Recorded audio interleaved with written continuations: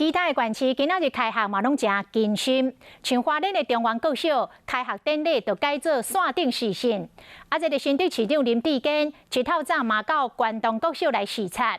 网络有上新的民调，讲林志坚是民进党选后一届的桃园市长上有力的人选，以42.5%的支持度大赢韩国瑜的26.78%。林志坚是来回应讲市政优先，离这个选举还佫有真久，到时阵会佫甲大家来报告。甲校长小姐问花莲中原国小的开学典礼，透过网络来甲学生见面，减少小会。如果忘记戴口罩的话呢，你可以先到防疫站那边领取的备用口罩。虽然无法度直接面对面，不过囡仔嘛感觉这个方式真用心。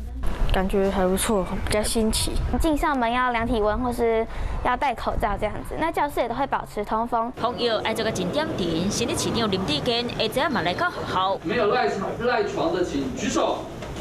市长一个点名，看到一个困过头无来到学校，所以来教囡仔安怎洗手。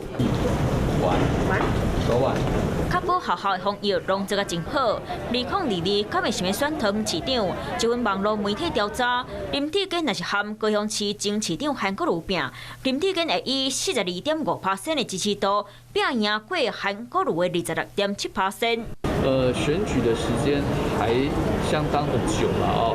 那不管未来有什么样的规划哦，我都会再进一步的来跟大家报告。